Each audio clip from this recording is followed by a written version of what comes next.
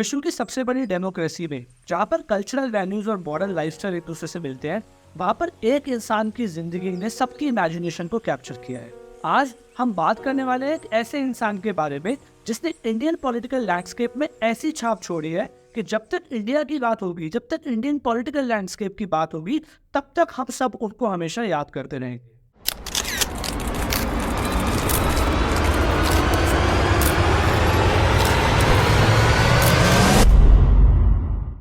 तो कौन है नरेंद्र मोदी? कैसे वो गुजरात के एक छोटे से शहर में पैदा होकर चाय बेचकर भारत में घूम घूम कर आरएसएस में एक छोटा सा रोल अदा कर बीजेपी में एंटर कर एक बहुत ही छोटे लेवल पर काम कर गुजरात में बहुत ही छोटी छोटी रैलियां ऑर्गेनाइज कर कैसे वो गुजरात के सीएम बन गए, फिर कैसे वो भारत के प्रधानमंत्री बन गए और आज वो पूरे वर्ल्ड में one of the world biggest leader बनकर उभर पाए हैं।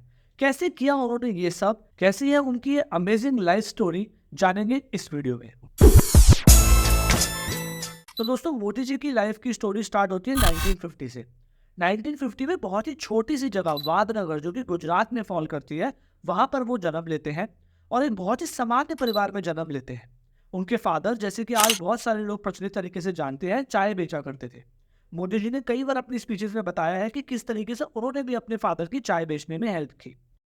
मित्रों, मेरे परिवार में 7 पीढ़ी में राजनीति का रवि मालूम नहीं है।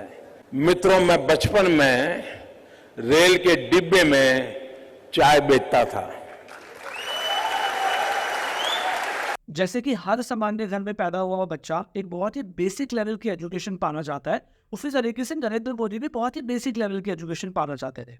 वो बहुत ही सामान्य लोकल स्कूल में पढ़ने गए, जहाँ पर उनके टीचर्स बताते हैं कि पढ़ाई में तो वो ठीक ठाक ही थे, ज्यादा मन नहीं लगता था, लेकिन मैथमेटिक्स में और डिबेट्स में वो अव्वल थे, जो कि आज भी उनकी पर्सनालिटी में आप सबको देखने को मिलता है। मोदी जी की लाइफ में सबसे बड़ा टर्न आया 17 साल की उम्र में, जहाँ ज्यादातर बच्चे अपनी स्कूल खत्म करने के बाद कॉलेज जाते हैं और फिर जॉब पाना चाहते हैं।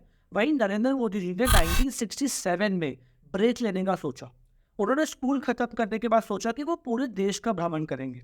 घर वाले रोकना चाहते थे, लेकिन वो कहाँ किसी के सुनने वाले थे। अलग अलग मंदिरों में गए, अलग अलग कल्चरल सेंटर्स में गए, अलग अलग टाउन्स में गए, पहाड़ों में गए, बहुत सारी जगहों पे घूमे।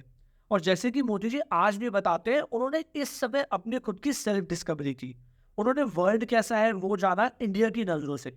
इंडिया के लोग किस तरीके से रहते हैं, किस तरीके से बात करते हैं, गरीब लोग किस तरीके से रहते हैं, अमीर लोग किस तरीके से रहते हैं, कल्चरली इंडिया कैसे अलग अलग कल्चर्स से बना है, ये सब उन्होंने इसी समय जाना जब वो पूरे देश में घूम रहे थे। इस समय मोदी जी ने बहुत कुछ करने की कोशिश की। उन्होंने बहुत सारे कल्चरल सेंटर्स में दाखिला लेने की कोशिश की, लेकिन उनकी उम्र इतनी कम थी कि किसी ने भी उनको सीरियसली नहीं लिया। फाइनली पूरे देश के भ्रमण करने के बाद वो वापस से गुजरात पहुंच गए और कुछ समय गुजरात में बिताने के बाद 1971 यानी कि 21 साल की उम्र में उनकी लाइफ में एक और बड़ा टर्न आया। उन्होंने आरएसएस यानी कि राष्ट्रीय स्वयंसेवक संघ को फॉर्मली ज्वाइन कर लिया। शुरू में उन्होंने ज्वाइन तो आरएसएस को बिल्कुल प्रचारक के रूप में किया, लेकिन बहुत जल्दी आरएसएस के अंदर उनका कद बढ़ता चला गया। लोग उनकी ऑर्गेनाइजेशनल स्किल्स को और उनके डिसिप्लिन को अप्रिशिएट करने लगे और आरएसएस गुजरात विंग के बड़े बड़े लोग उनको जानने लग गए। और 1971 से लेकर 1990 तक यानी कि 19 साल उन्होंने मेजरली आरएसएस के साथ ही काम किया। बीच में उन्होंने थोड़ा सा गैप भी लिया, लेकिन गुजरात आरएसएस में ऑन एंड ऑफ वो काम करते रहे। और उनकी लॉन्ग टर्म डेडिकेशन की वजह से, उनकी ऑर्गेनाइजेशन स्किल्स की वजह से और उनके डिबेट्स में और उनके अच्छे बोलने की वजह से आरएसएस में उनका कद बढ़ता चला गया। और 1990 आते आते आरएसएस ने डिसाइड कर लिया कि वो उनको बीजेपी में भेजेंगे और बीजेपी में एक इम्पॉर्टेंट रोल उनसे अदा करवाएंगे। 1990 में जब वो बीजेपी के अंदर एक्टिवली पॉलिटिक्स कर रहे थे, उस समय तक बहुत लोग उनको नहीं जानते थे, लेकिन 1990 के अंदर मुरली मनोहर जोशी, जो कि उस समय बीजेपी के बहुत बड़े नेता थे, उनकी एकता यात्रा होती है। ये एकता यात्रा होती है राम जन्मभूमि के संदर्भ में। हिंदू लोगों को और हिंदू वोटर्स को यूनाइट करने के लिए ये बीजेपी के लिए बहुत ही इंपॉर्टेंट यात्रा होने वाली थी। इसका जिम्मा दिया गया नरेंद्र मोदी जी को। उन्होंने इस यात्रा को ऑर्गेनाइज करने में और सक्सेसफुल बनाने में अपना पूरा जी जान लगा दिया। लाल चौक में पोस्टर्स लगाए, दीवारों पे लिखा है, जिसने अपनी माँ का दूध पिया हो वो श्रीनगर के लाल चौक में आए। और इस यात्रा के सक्सेसफुल आयोजन कर पाने की वजह से बीजेपी के अंदर उनका कद बढ़ने लग गया। और यही नहीं, सिर्फ बीजेपी के अंदर ही उनका कद नहीं बढ़ने लग गया, बल्कि हिंदू लोगों के अंदर, हिंदू समाज के अंदर, हिंदू ऑर्गेनाइजेशंस के अंदर नरेंद्र मोदी एक बहुत ही यंग, डायनेमिक लेकिन हिंदुत्व फोकस नेता के रूप में जाने जाने लगे। नरेंद्र मोदी जी की एबिलिटी क्राउड को मोबिलाइज करने में, रैलियों में बड़े बड़े क्राउड को लेकर आने में और हिंदू वोटर्स को यूनाइट करके रखने में उनको बीजेपी के अंदर बहुत ही प्रोमिनेंट लीडर बनाते जाना था। अगले 5 साल तक नरेंद्र मोदी जी ने बीजेपी के अंदर अलग अलग लेवल्स पर काम किया, खासकर गुजरात एरिया के अंदर एक्टिव रोल अदा किया। इसी समय उनकी गुजरात बीजेपी लीडरशिप के साथ काफी अच्छे संबंध हो गए। यही नहीं, बीजेपी के राष्ट्रीय नेता अडवाणी जी, मुरली मनोहर जोशी जी और भावी प्रधानमंत्री अटल बिहारी वाजपेयी जी के साथ भी उनके बहुत अच्छे संबंध होते चले गए। इसी समय गुजरात के अंदर इलेक्शंस होते हैं। नरेंद्र मोदी जी को गुजरात का जनरल सेक्रेटरी बनाया जाता है और उनको रोल दिया जाता है गुजरात में इलेक्शन जिताने का। उनकी ऑर्गेनाइजेशन स्किल्स के बदौलत बीजेपी अपनी गुजरात में सरकार बनाने में कामयाब हो जाती है। ये उनकी लाइफ का एक बहुत बड़ा पॉइंट बन जाता है। अब तक उन्होंने बहुत जगहों पे पब्लिक रैलियां करवाई थी, अब तक उन्होंने क्राउड को गैदर करने का एक बहुत बड़ा सपोर्ट दिया था, लेकिन पहली बार एक ऐसा रिजल्ट निकल के आता है जिससे मीडिया में उनकी छवि बढ़ने लग जाती है। गुजरात में सब उनको क्राउड पुलर की तरह जानने लग जाते हैं और मोदी जी गुजरात में वहां के चीफ मिनिस्टर के बाद सबसे प्रोमिनेंट नेता बनकर निकलते हैं। इसके बाद सबसे बड़ा टर्निंग पॉइंट आता है मोदी जी की लाइफ में 2001 में। 2001 में बीजेपी गुजरात के अंदर अपनी सरकार चला रही होती है। केशुभाई पटेल उस समय गुजरात के चीफ मिनिस्टर होते हैं। बहुत सारे लोग केशुभाई पटेल की सरकार से खुश नहीं होते, काफी ज्यादा करप्शन की बातें चल रही होती है और इमेज काफी खराब हो रही होती है। इस समय नरेंद्र मोदी जी केशुभाई पटेल का साथ देने की बजाय सेंट्रल लीडरशिप से मिलते हैं और उनको बताते हैं कि एक्चुअली में स्थिति काफी खराब है। और नरेंद्र मोदी जी की बढ़ती पॉपुलैरिटी को देख के, उनकी यंग होने को देख के और केशुभाई पटेल की इमेज खराब होने को देख के बीजेपी की सेंट्रल लीडरशिप ये डिसाइड करती है आरएसएस के साथ मिलके कि नरेंद्र मोदी जी को गुजरात का चीफ मिनिस्टर बनाया जाए। और एब्रप्टली केशुभाई पटेल को गुजरात के चीफ मिनिस्टर के पद से हटाया जाता है और 2001 में नरेंद्र मोदी को गुजरात का सीएम बना दिया जाता है। लेकिन 2001 का ईयर गुजरात की हिस्ट्री में सबसे मुश्किल समय बन के निकलता है। 2001 में गुजरात के भुज में अर्थक्वेक आता है, जो कि गुजरात की हिस्ट्री का सबसे ज्यादा डिवास्टेटिंग अर्थक्वेक होता है। बहुत सारे लोगों की जानें जाती हैं, बहुत सारे घर टूट जाते हैं, इंफ्रास्ट्रक्चर डिस्ट्रॉय हो जाता है। लेकिन नरेंद्र मोदी बहुत ही जल्दी भुज में वापस से रीडेवलपमेंट कर लोगों में एंथुजियाज्म लाकर भुज को एज अ गुजरात मॉडल खड़ा कर देते हैं। 6 महीने के अंदर पूरा डिवास्टेटेड शहर वापस से बनकर खड़ा हो जाता है और मोदी जी को इसके लिए मीडिया पे बहुत ज्यादा अटेंशन मिलती है। उनकी पॉपुलैरिटी रेटिंग बढ़ने लग जाती है। सिर्फ हिंदू समाज के अंदर नहीं, जहां वो पहले से पॉपुलर थे, बल्कि लेफ्ट विंग के अंदर भी अब उनकी काफी ज्यादा वैल्यू हो जाती है। लेकिन इसी समय एक ऐसा इंसिडेंट होता है जिसको आज तक नरेंद्र मोदी जी की लाइफ का सबसे कॉन्ट्रोवर्शियल इंसिडेंट बताया जाता है। गोजरा से आते हुए एक ट्रेन में बहुत सारे हिंदुओं को मार दिया जाता है। इसके बाद एक कम्युनल वायलेंस होता है जिसमें हिंदू समाज के लोग बहुत सारे मुस्लिम्स को मार देते हैं। उस समय की मीडिया रिपोर्ट्स में ऐसा दिखाया जाता है कि नरेंद्र मोदी जी ने एक पावरफुल पोजीशन होने के बाद भी इस वायलेंस को रोकने की कोशिश नहीं की। इस मीडिया कवरेज की वजह से उनको एंटी मुस्लिम नेता की छवि मिल जाती है। यहाँ तक की बातें यहाँ तक पहुंच जाती है कि अटल बिहारी वाजपेयी जी और अडवाणी जी मिलकर ये डिसाइड करने की सोचते हैं कि नरेंद्र मोदी जी को गुजरात के सीएम पद से हटा दिया जाए। पर लास्ट मिनट अडवाणी जी इस डिसीजन को चेंज करते हैं और नरेंद्र मोदी जी को एक और मौका देने की बात करते हैं। फिर से चुनाव होते हैं और नरेंद्र मोदी जी के नेतृत्व में बीजेपी प्रचंड बहुमत के साथ अपनी सरकार बना लेती है। यह इंसिडेंट नरेंद्र मोदी जी की लाइफ का एक और बहुत बड़ा इंसिडेंट बन जाता है। एक समाज यानी कि मुस्लिम समाज जो कि पूरी तरीके से नरेंद्र मोदी जी के खिलाफ होता है, उसके बाद में हिंदुत्व सपोर्ट के बेसिस पर और उनकी जो डेवलपमेंट उन्होंने दिखाया था भुज के अंदर, उसके बेसिस पर वो फुल मेजोरिटी लाने में कामयाब हो जाते हैं। और यही उनका मॉडस ऑपरेंडी बनता है अगले 13 साल तक, यानी कि 2001 से लेकर 2014 तक। जब तक वो गुजरात की सीएम रहते हैं, वो मेजरली 2 ही चीजों पर फोकस करते हैं, हिंदू वोट्स या और हिंदुत्व, हिंदू लोगों को साथ लेकर चलना और उनसे वोट्स लेना, और दूसरा डेवलपमेंट जो कि वो बोलते हैं सबके लिए है, मुस्लिम्स के लिए भी है और हिंदुओं के लिए भी है। और इस डेवलपमेंट की वजह से बहुत सारे लेफ्ट विंग और मुस्लिम वोटर्स भी उनके साथ आकर जुड़ते हैं,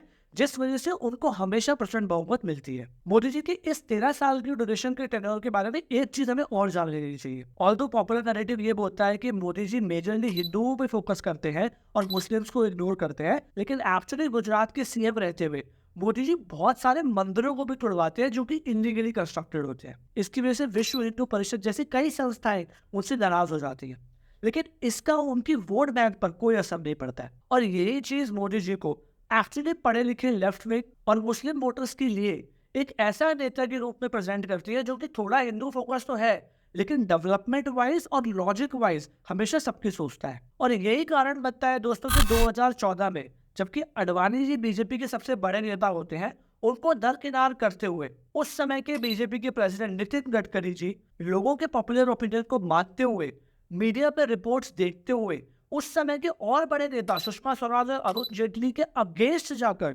नरेंद्र मोदी जी को बीजेपी का प्राइम मिनिस्टर कैंडिडेट घोषित कर देते हैं। 2014 की ये अनाउंसमेंट मोदी जी की लाइफ को ऐसे बदल देती है और भारत की लाइफ को ऐसे बदल देती है जिसको शायद आने वाले दशकों तक, बल्कि कहा जाए तो शायद सदियों तक याद किया जाएगा। जहां एक तरफ एल.के. अडवाणी सबसे प्रोमिनेंट कैंडिडेट होते हैं, सुषमा स्वराज ऑपोजिशन की लीडर होती है, यानी कि अडवाणी जी के बाद नंबर 2 नेता होती है, अरुण जेटली जो कि अगेन राज्यसभा और लोकसभा में काफी प्रोमिनेंट रोल अदा कर रहे होते हैं, जो कि अगेन नरेंद्र मोदी जी से आगे होते हैं, उन सबको पीछे छोड़कर लोगों में बढ़ती हुई पॉपुलैरिटी को देखकर नरेंद्र मोदी जी का नाम आगे रखा जाता है और यही इंसिडेंट सब कुछ चेंज कर देता है इंडियन पॉलिटिकल हिस्ट्री में। 2014 में नरेंद्र मोदी जी 100 से भी ज्यादा रैलियां करते हैं, इलेक्शन की रिजल्ट्स आते हैं और 26 मई 2014 को नरेंद्र मोदी जी देश के 14वें प्रधानमंत्री बनते हैं और ऐसा करते ही वो देश के पहले नॉन कांग्रेस प्राइम मिनिस्टर बनते हैं जिनकी अपनी खुद की पार्टी को फुल मेजोरिटी मिलती है।